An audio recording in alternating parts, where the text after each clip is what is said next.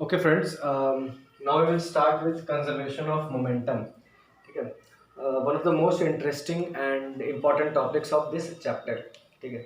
इसके पीछे क्या थ्योरी है, कैसे अप्लाई करना है, वो समझेंगे.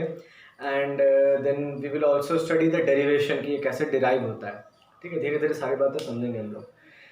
तो कंजर्वेशन ऑफ मोमेंटम को समझने के पहले कुछ इसके जो प्री रिक्विसाइट्स हैं यानी कि उसके पहले क्या क्या चीज़ थोड़ा जानने का ज़रूरत है. पहले वो टर्म्स टर्मिनोलॉजीज थोड़ा मैं डिस्कस कर लेता हूँ. ठीक है. Then we will jump to the original concept. ठीक है. सबसे पहले आपको समझने का ज़रूरत है कि सिस्टम क्या होता है. ठीक है. What is a system. ठीक है. बिकॉज सिस्टम क्या चीज़ का, सिस्टम ऑफ बॉडीज. ठीक है. ये एक टर्म है, पहले इसको मैं एक्सप्लेन करूंगा. Then we will come to conservation of momentum. ठीक है. तो फ्रेंड, सिस्टम ऑफ बॉडीज मतलब क्या होता है कि जो बॉडीज अंडर द एनालिसिस है, आप जो एनालाइज करने वाले हो. ठीक है. वो कभी एक बॉडी भी हो सकता है. ठीक है. मान लो बस एक बॉडी है. ठीक है. इस बॉडी का आपको मोशन एनालाइज करना है, या फिर इसमें जो लग रहे फोर्सेस है वो एनालाइज करना है. इस पे सपोज करो एफ फोर्स लग रहा है, ये एक्सेलरेट कर रहा है. ठीक है. या फिर सिर्फ एक ये बॉडी है, अगेन ये बॉडी है जो कि v वेलोसिटी से जा रहा है. तो ये हो गया सिस्टम ऑफ वन बॉडी. ठीक है. अब there can be two bodies in a system, यानी कि दो बॉडी हैं. ठीक है. हो सकता है एक इधर आ रहा हो, एक इधर आ रहा हो, या फिर दोनों इधर जा रहे हो डिफरेंट वेलोसिटीज से. हो सकता है इसका स्पीड कम हो, इसका स्पीड ज़्यादा हो, ऐसा ऐसा चीज़. ठीक है. तो ये हो गया सिस्टम ऑफ टू बॉडीज. ठीक है. क्योंकि आपका जो एनालिसिस है, आपका जो स्टडी है will be about these two bodies. ठीक है. तो सिस्टम ऑफ बॉडीज मतलब कि वो बॉडीज जिनका मोशन आप स्टडी कर रहे हो उसको बोलते हैं सिस्टम ऑफ बॉडीज. ठीक है. क्यों बता रहा हूँ मैं, क्योंकि कंजर्वेशन ऑफ मोमेंटम के लिए ये सिस्टम समझना जरूरी है. अब जैसे once you have defined the system, जैसे मान लो आपने सिस्टम डिफाइन कर दिया, बोल दिया कि ये दो बॉडी का सिस्टम है. ठीक है.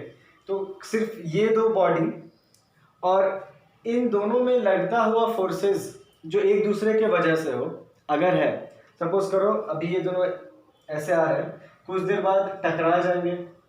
ठीक है. टकराएंगे तो ये वाला बॉल इस पे इधर फोर्स लगाएगा, ये वाला बॉल इस पे इधर फोर्स लगाएगा. राइट. तो ये जो फोर्सेस लग रहे हैं, these forces will be considered as internal forces. ठीक है. देखो, एक्चुअली देखा जाए तो इस बॉडी के लिए ये जो फोर्स है वो एक्सटर्नल है.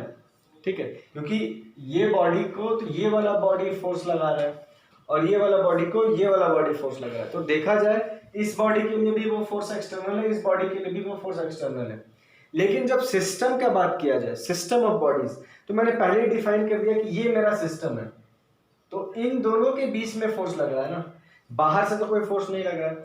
ये दोनों आपस में आके टकराए और फिर एक दूसरे पे फोर्स लगाएंगे. तो ये सिस्टम के लिए, जब मैं इस सिस्टम का बात कर रहा हूँ, जब ये सिस्टम का बात कर रहा हूँ, तो इस सिस्टम के लिए ये जो फोर्स लग गया एक दूसरे पे वो इंटरनल फोर्स है. ठीक है. क्योंकि मेरा सिस्टम में यहाँ दो बॉडीज है. मान लो अगर सिस्टम में एक ही बॉडी होता, ये सिस्टम में एक बॉडी है और फिर मैं कहता कि दूसरा बॉल आकर के इससे टकरा गया. ठीक है. तब फिर इस सिस्टम के लिए ये जो फोर्स लगेगा इसमें, जब ये टकराएगा तो जो फोर्स लगेगा वो एक्सटर्नल फोर्स हो गया. ठीक है. तो all the forces occurring with in the system, मतलब अगर एक बार डिफाइन कर दी ये दो सिस्टम है, ये दो एक सिस्टम के पार्ट है, तो जो भी फोर्स आपस में लगेगा एक दूसरे पे, that will be considered as internal force.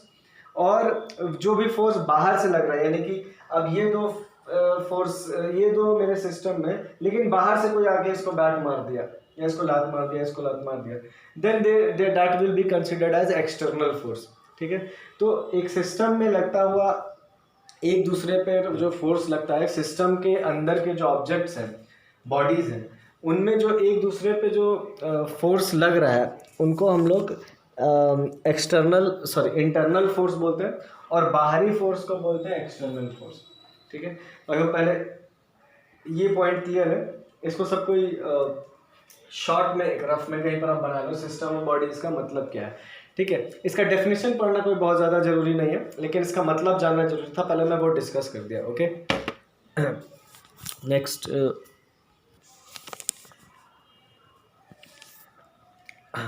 Okay friends, now we can start with this conservation of momentum. ठीक है, once we have studied about system क्या होता है, कंजर्वेशन ऑफ मोमेंटम हम लोग समझ सकते हैं। ठीक है, तो इसको समझने के लिए सबसे पहले let us consider a system of two bodies. ठीक है, एक सिस्टम जिसके अंदर दो बॉडीज हैं। ठीक है, लेट से, अरे क्या कर रहे हैं, ये दो बॉडीज हैं। ठीक है, बॉडी ए एंड बी। ठीक है, इसका मास एम ए बोल देता हूँ, इसका मास एम बी। ठीक है, तो यहाँ पर जो सिस्टम है उसमें the system comprises of two bodies, two individual bodies. ठीक है, तो मान लो ये ब्लॉक इधर जा रहा है यू ए वेलोसिटी से, और ये ब्लॉक इधर जा रहा है लेट से यू बी वेलोसिटी से। ठीक है, तो अगर U A greater than U B है, ठीक है, अगर ये मान लो इससे स्पीड जा रहा है, ये स्लो जा रहा है, तो एक टाइम ऐसा आएगा जब ये इसको टक्कर मार देगा पीछे से, राइट। अगर ये ज़्यादा होगा तब तो ये आगे ही चलता रहेगा, ये पीछे ही रहेगा। लेकिन अगर ये इसका स्पीड ज़्यादा हुआ तो एक टाइम आएगा जब ये इसको टक्कर मार देगा। आप समझ में आ रहा होगा आपको, ठीक है। तो टक्कर मार देगा, उसको हम लोग एक फिजिक्स में या इंग्लिश में बोलते हैं कोलिजन। ठीक है, वो टर्म क्या होता है, बेसिक बहुत इजी इंग्लिश टर्म है। ठीक है, that is known as collision, because this two will collide. And in fact अगर ये दोनों ऑपोजिट डायरेक्शन में भी आ रहे थे, मान लो यू ए इधर होता यू बी इधर होता, तो भी वो कोलाइड करते। ठीक है, तो उसको बोलते कोलिजन। यानी होता क्या उस पॉइंट पे जब आके टकराएंगे। फॉर एग्जांपल अभी मैं इसी केस को कंसिडर कर रहा हूँ, ये हो गया 1, इसको मैं 1 नाम दे रहा हूँ। ठीक है, सेकंड में क्या हो जाएगा कि अब ये दोनों आके ऐसे टकरा गए, राइट। इसका स्पीड ज़्यादा था तो इससे टकरा गया। ठीक है, अब टकरा गया तो दोनों एक दूसरे पे कुछ फोर्स लगाएगा, राइट। ये जो ए बॉडी है ये इस पे फोर्स लगाएगा इस डायरेक्शन में। ठीक है, एंड ये जो बी बॉडी ये भी इस पे फोर्स लगाएगा इस डायरेक्शन, क्योंकि ये इसके रास्ते में आ रहा है ना। ये बी जो है इसके लिए ऑब्स्टेकल की तरह है, इसको आगे नहीं जाने देगा, इसलिए बी जो फोर्स लगाएगा ए पे वो इस डायरेक्शन में रहेगा। यानी कि मैं उसको बोल सकता हूँ force applied by B on A. ठीक है, F on F by B, यानी एफ, ठीक है, ए पे लगता हुआ फोर्स बी के वजह से और बी पे लगता हुआ फोर्स ए के वजह से वो इस डायरेक्शन में होगा, राइट। ये होगा सिचुएशन 2। ठीक है, एंड फाइनली कोलिजन होगा, इम्पैक्ट लगेगा। ठीक है, इम्पैक्ट होगा इन दोनों के बीच में, इम्पल्सिव फोर्स होगा कहने का मतलब। ठीक है, एंड देन फिर वो सेपरेट हो जाएंगे। ठीक है, ऐसे आ रहा है, ये इधर जा रहा है, ये इधर जा रहा है, टकराए और फिर आगे चलने लगे। तो टकराने के बाद डेफिनेटली दोनों के वेलोसिटीज में चेंज आएगा, क्योंकि दोनों एक दूसरे पे फोर्स लगाए।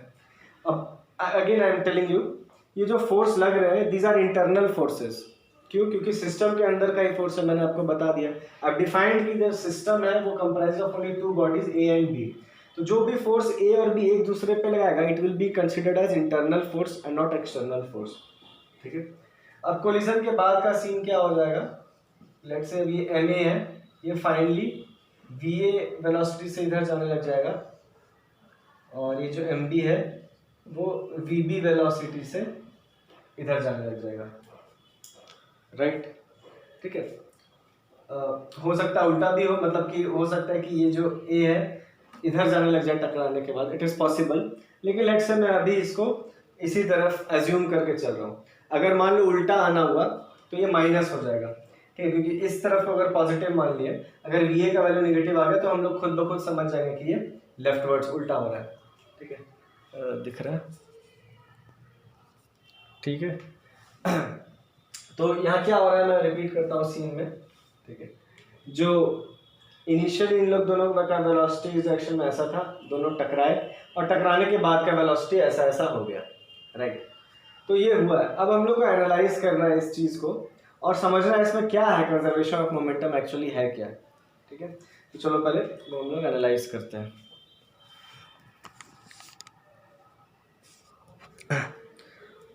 ओके, तो अभी लाइक जस्ट मैंने आपको बताया कि ये दोनों टकराएंगे और फिर अलग अलग वेलोसिटी से जाएंगे, ठीक है।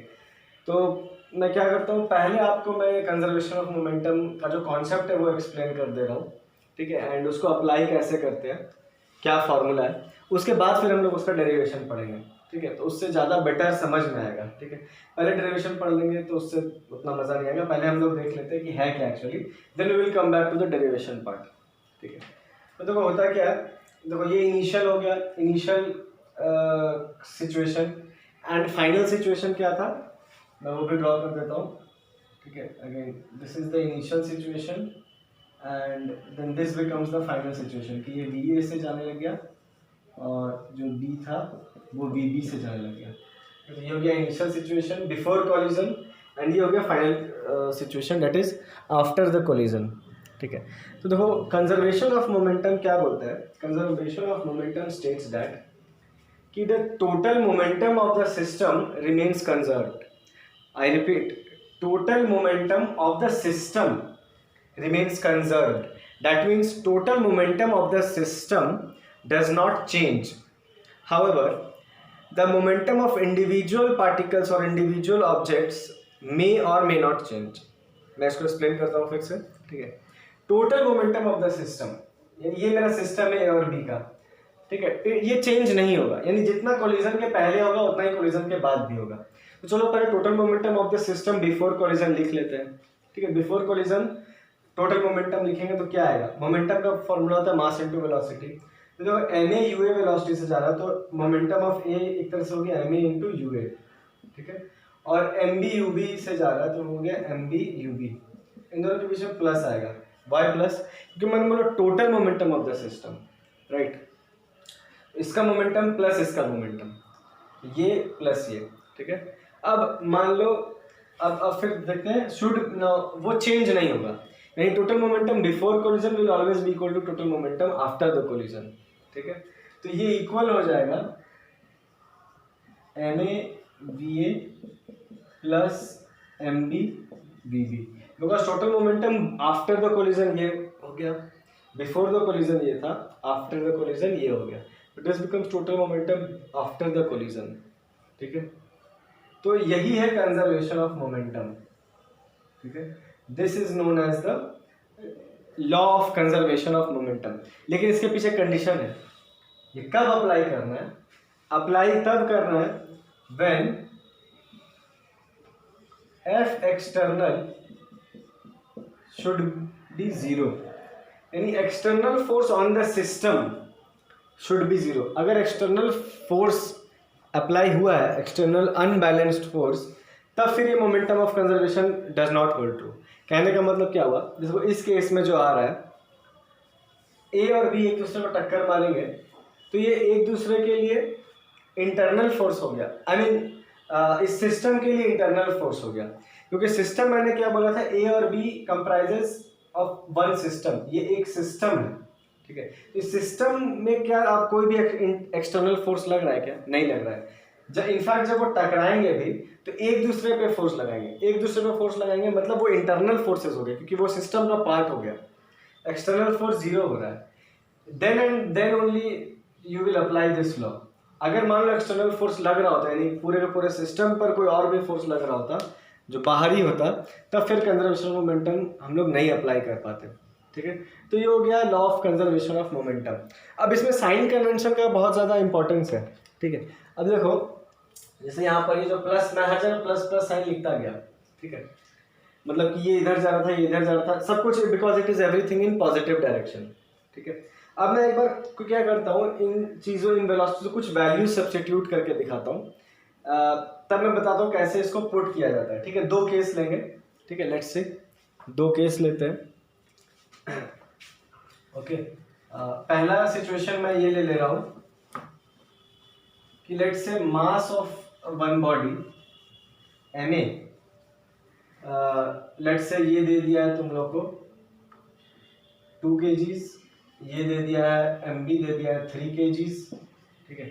मास तो वैसे भी चेंज नहीं होगा कोलिजन के बाद, 2 और 3, ठीक है। वेलोसिटी में कुछ चेंज कर देते हैं, ठीक है। यहाँ पर मान लो दिया ये 5 और ये दिया है मान लो 2, ठीक है।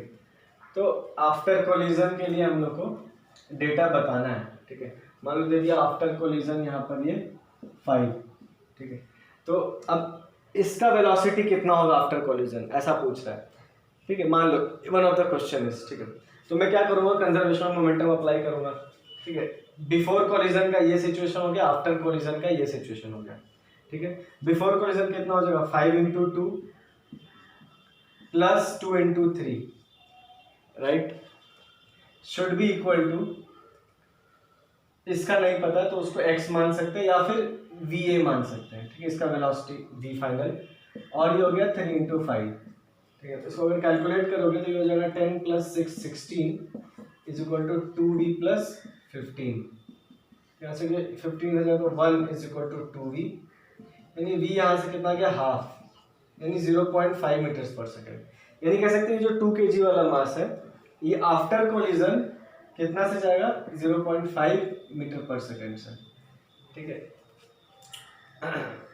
एक बार चेक कर लो, कुछ सॉल्व करने में मिस्टेक नहीं हुआ ना। 10 6 2v 15, राइट, तो 10 + 6 16 2v प्लस यहाँ 15 हो गया, ओके, यस। तो कितना से जाएगा ये वाला वेलोसिटी, सिर्फ हाफ से। आप समझ लो, खुद ही देख लो, जितना स्पीड जा रहा था उसका स्पीड कितना कम हो गया, ठीक है। तो ये एक एप्लीकेशन में कैसे अप्लाई करते हैं, ठीक है। एक सिचुएशन और एनालाइज करते हैं। चलो मान लो दोनों का डिस्टेंस मतलब डायरेक्शन ऑपोजिट था, ठीक है। ये 5 से इधर जा रहा था, ये 2 से इधर आ रहा था, डेफिनेटली टक्कर खाएगा, ठीक है।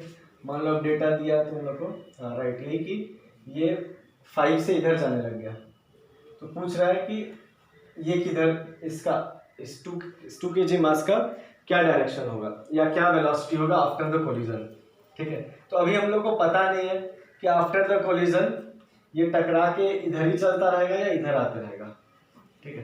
तो उसको हम लोग बस एक v, इसलिए मैंने अभी यहाँ पे कोई डायरेक्शन ड्रॉ नहीं किया है,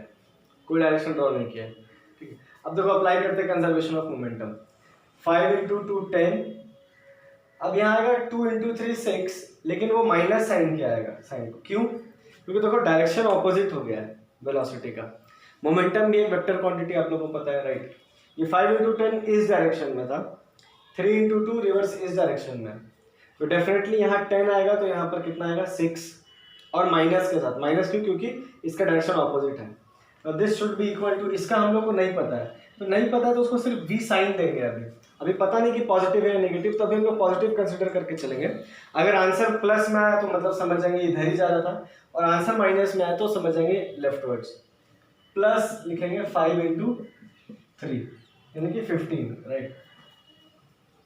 तो ये कितना आ जा रहा है, ठीक है। ये हो गया 4 = 2v + 15, यहाँ से आ गया 2v = 4 - 15 यानी कि -9, एंड v हो गया -9/2 यानी कि -4.5 मीटर/सेकंड।